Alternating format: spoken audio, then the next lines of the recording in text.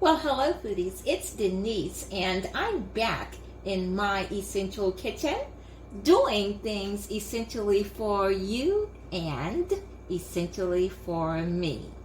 May I just stop and give another warm hello to all of my subscribers and a warm welcome to first-time viewers.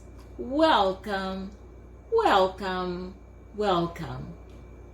I'd like to say please like, please share, and please comment on what I am about to display here today. I'd love to make you an intricate part of my foodie family where we can indulge ourselves in this good food. Today, foodies, I am featuring beef rump roast. Now, I have read somewhere that this particular cut of the cattle, of the cow or whatever, is the roughest and the toughest part that you could eat. However, I have utilized my pounding method. If you can see, it's full of dents, to tenderize it, and I have done it on both sides to try and get it to a more succulent piece of meat. This is the meat that was available to me, and I only purchased a certain type of beef, and this, even though it's not the best cut, it is prepared from a good company that utilizes, well, it's pasture raised and grass fed. So this package here was a costly piece of meat, and it's 1.5 pounds. It came in a large chunk that I divided into 2 pieces. I wanted to give my hands a wash after touching that package. I'm going to throw that away, and we're going to go through the steps of making a succulent piece, 2 pieces of beef that we're going to simmer slowly in the oven at 325 degrees. It will probably take about 2.5 hours to reach the level of tenderness and doneness that I am looking for. So, let's get started. First off, I'm going to use my very own DeNise's essential seasoning. In here, I have a fair amount of salt that is going to further help with breaking down the toughness of this meat. And this is another seasoning that I have created, and it just has a few more spices to add that savory taste to our protein. I'm going to add black pepper, and I'm generous with my spices because I'm a flavor monster.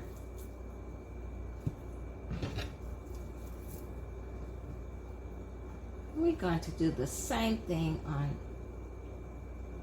this side.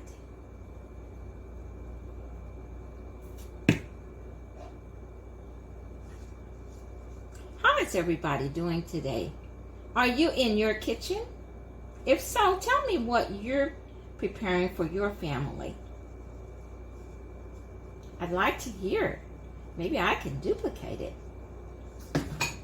That's what it's all about, sharing in the kitchen, making each family's home just a little bit more, pleasant? I don't want to say tolerable, want to say pleasant, because eating is such a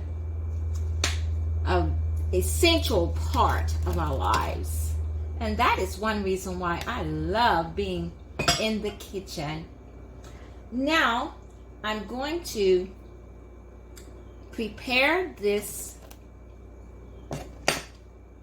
protein to go in an open skillet.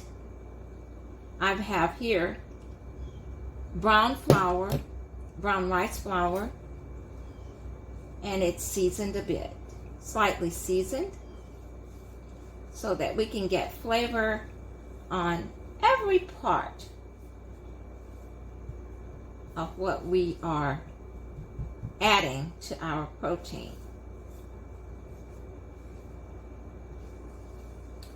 And I'm smoothing it out to distribute it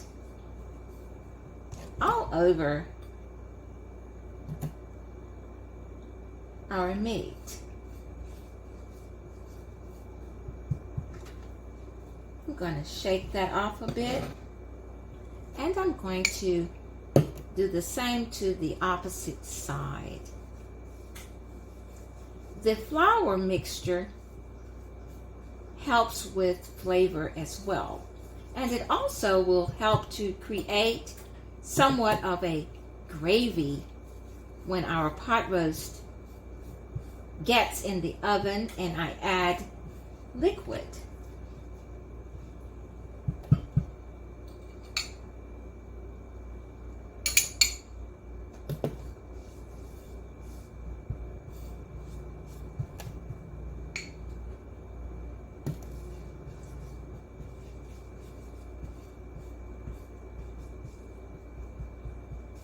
Okay, foodies, I'm going to walk it over now to the oven, and I will be back.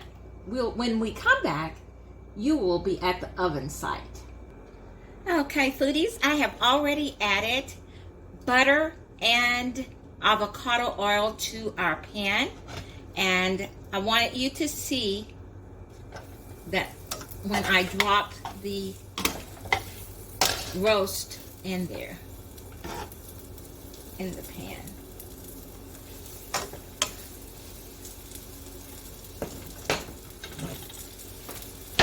So we're going to let that simmer on medium-high until it gets a sear, a nice sear on each side.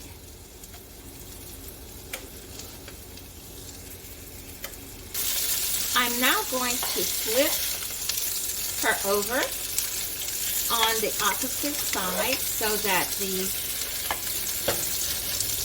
roast can get a nice sear. Isn't that beautiful? It's on about a medium high. That's where our flavor is going to come from. That searing of the carbohydrate from the flour into our protein. Oh my cheesy! It's going to be very tasty. The end product will. Okay, foodies, I believe we're about ready to take our beef off the oven and get it prepared in our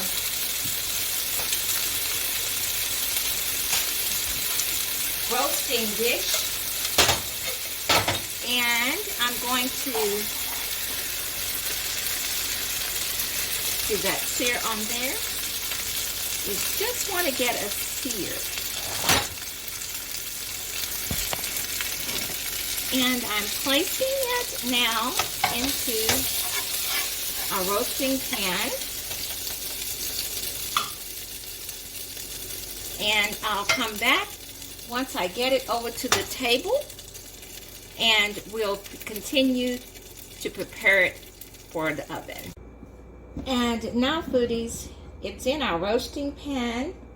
So I'm going to set that aside, and prepare what we're going to put. This, I've already put water and that corn flour, not corn flour, it was rice flour into this measuring cup. I'm going to add just a few seasonings. I got my jalapenos that I canned myself. DeNise's Essential Jalapenos. About 5 or 6 of those. I've got red onions and garlic.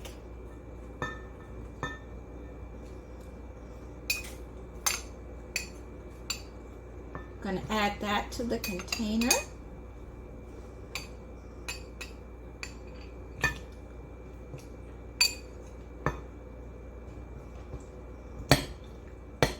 And stir all that in really well.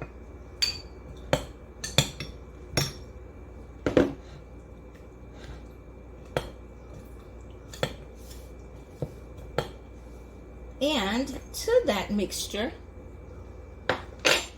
I'm going to add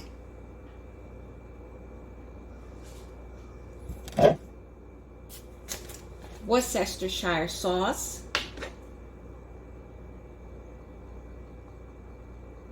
Going to add 1 tablespoon, 2 tablespoons of Worcestershire sauce.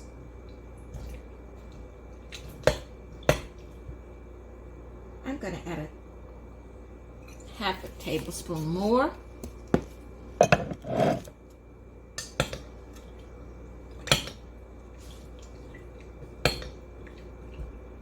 And I'm stirring it in this cup, hoping that it doesn't overflow. And I'm going to add more flavor. I'm going to add a few drops of sriracha. I'm almost to the end of my sriracha. Maybe I'll have to take off the top just to get it out.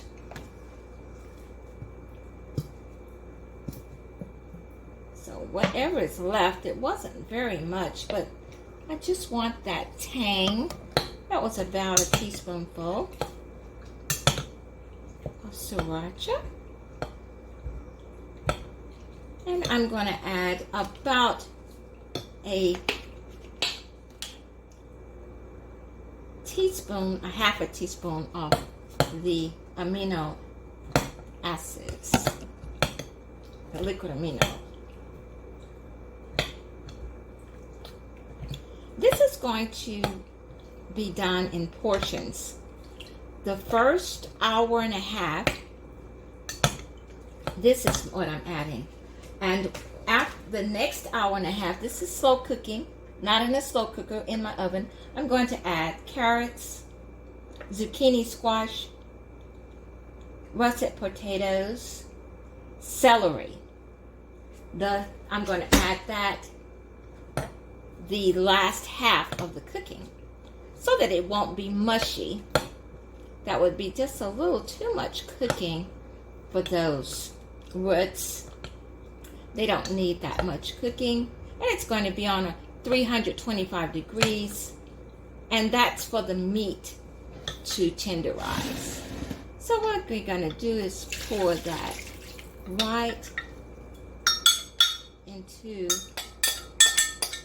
our container, our roasting pan. And stir that around. I hope you're getting a good view.